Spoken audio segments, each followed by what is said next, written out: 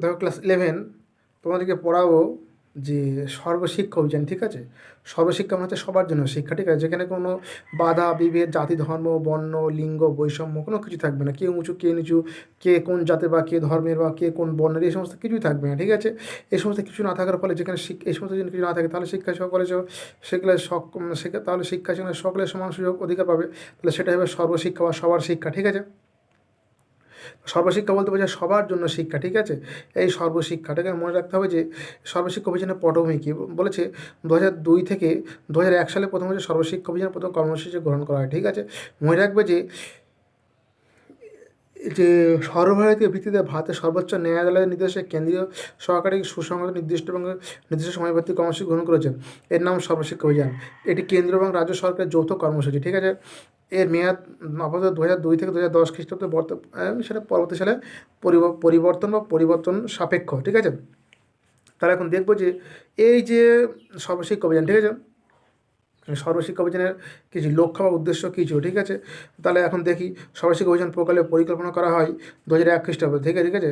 তাহলে বিদ্যালয়ে 1 নম্বর হচ্ছে বিদ্যালয়ে ভর্তি, ঠিক আছে। 6 থেকে 14 বছর বয়সী সব ছেলে মেয়েদেরকে বিদ্যালয়ে ভর্তি করা। তাহলে কি 6 থেকে 14 বছর বয়সী প্রতিটা ছেলে মেয়েকে বিদ্যালয়ে ভর্তি করাই হচ্ছে সর্বশিক্ষা অভিযানের মূল লক্ষ্য। তাহলে হচ্ছে প্রাথমিক শিক্ষা। 6 থেকে 14 বছর বয়সী সব ছেলে মেয়েরা যাতে 2007 খ্রিস্টাব্দের মধ্যে প্রাথমিক শেষ করে সেই বিষয়ে উপযুক্ত শিক্ষার ব্যবস্থা করা। তারা সবসময় মনে রাখবে যে বিদ্যালয়ে ভর্তি শিক্ষা ব্যবস্থা এবং প্রাথমিক শিক্ষা, ঠিক আছে, এই দু ধরনের শিক্ষা ব্যবস্থায় সর্বোপরি সবসময় মনে রাখবে যে সর্বশিক্ষা মানে সবার জন্য শিক্ষা। সে যে কোনো বয়সের হোক, 10 বছর হোক বা 20 বছর হোক বা 40 বছর হোক, ঠিক আছে। প্রত্যেকটা সর্বশিক্ষা অভিযানের মূল লক্ষ্য ছিল কি সমাজের অবশ্যই প্রতিটা মানুষকে সুশিক্ষিত করে তোলা, ঠিক আছে। অষ্টম শ্রেণী পর্যন্ত শিক্ষা মানে 6 থেকে 14 বছর বয়সী প্রতিটা ছেলে মেয়ে যাতে 2010 খ্রিস্টাব্দের মধ্যে অষ্টম শ্রেণী পর্যন্ত সুযোগ পায় সেই বিষয়ে উপযুক্ত শিক্ষা ব্যবস্থা করা। তাহলে এখানে মনে রাখবে যে 6 থেকে 14 বছর বয়সী সব ছেলেমেয়েরা যাতে 10 খ্রিস্টাব্দের মধ্যে থেকে অষ্টম শ্রেণী পর্যন্ত শিক্ষা সমাপ্ত করে সেই বিষয়ে উপযুক্ত ব্যবস্থা নেওয়া। তাহলে মনে রাখবে যে 6 থেকে 14 বছর বয়সী বা 6 থেকে 14 বছর বয়সী বা তার পরবর্তী বয়স্কের প্রতিটা ছেলেমেয়েদের শিক্ষা প্রদান করা বিশেষ একটা কাজ ছিল এই সর্বশিক্ষা অভিযানে, ঠিক আছে। এছাড়া বলেছে শিক্ষার মান উন্নতি করতে হবে। শিক্ষার মান উন্নতি বলতে বোঝায়, দেখো শিক্ষার মান উন্নতি বলতে পারে, তুমি একটু বলে নি যে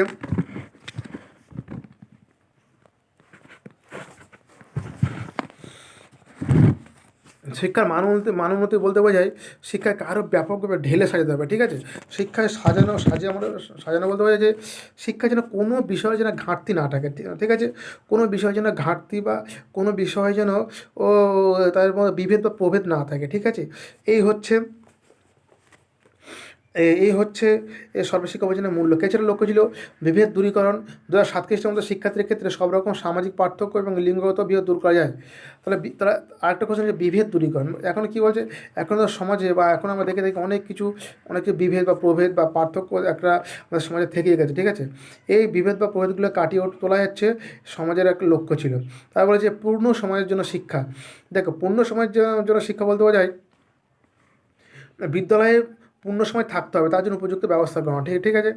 বিদ্যালয়ে পূর্ণ সময় থাকতে হবে, তার জন্য উপযুক্ত ব্যবস্থা করা। দেখে তোমরা জানো যে অবশ্যই শিক্ষার একটা সুনির্দিষ্ট প্রক্রিয়া, এখানে সব কিছু সমান স্তরে চলে।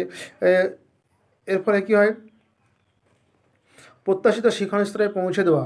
সর্বোপরি প্রত্যেকটা শিক্ষার্থীকে বিদ্যালয়ে পাঠদানের মাধ্যমে একটি প্রত্যাশিত শিক্ষণ স্তরে পৌঁছে দেওয়ার ব্যবস্থা করা।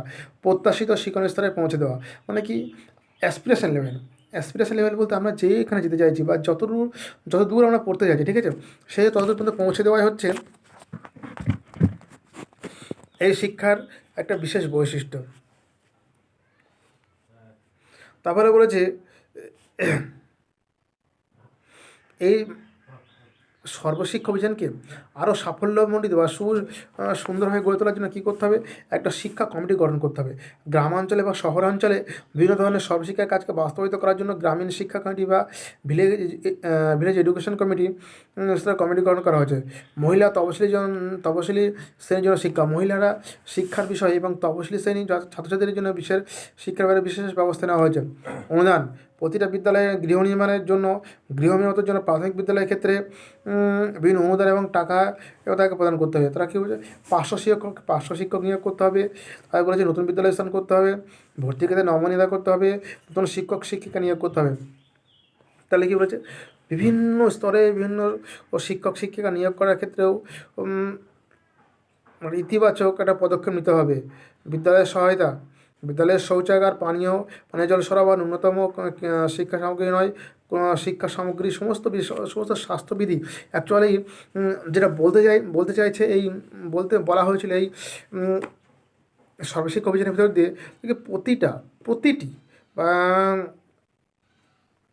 প্রতিটা ছেলে মেয়ের জন্য যাতে প্রতিটা ছেলে মেয়ের জন্য যাতে শিক্ষার সুযোগ হয়, শিক্ষার সুযোগ নিতে পারে, প্রতিটা ছেলে মেয়ের জন্য শিক্ষা লাভ করতে পারে, সেই শিক্ষা নেওয়া হচ্ছে এই সর্বশিক্ষার একটা মূল লক্ষ্য। ঠিক আছে, তারা বলেছে ছাত্রছাত্রীদের বিদ্যালয়ে ধরে রাখা। তাহলে কি শুধুমাত্র স্কুলে বিদ্যালয়ে ভর্তি হলেই হবে না, এই সমস্ত শিক্ষার্থীরা যাতে ভবিষ্যতে পড়াশোনা চালিয়ে যেতে পারে, যারা যারা ভবিষ্যতে পড়াশোনা করতে পারে, সেক্ষেত্রেও এই শিক্ষার্থীদেরকে শিক্ষার মূল আঙ্গিনায় ধরে রাখা, বা শিক্ষালয়ে বিদ্যালয়ে ছুট যাতে না হয়, যেটা পড়তে হচ্ছে পড়া ছেড়ে না দেয়। ঠিক আছে, পড়া ছেড়ে না দেয়, সেই বিষয়ে লক্ষ্য রাখতে হবে। ঠিক আছে, এই গেলে সর্বশিক্ষা অভিযান সম্পর্কে তোমাদের একটু দু চারটা কথা বলে দিলাম। ঠিক আছে।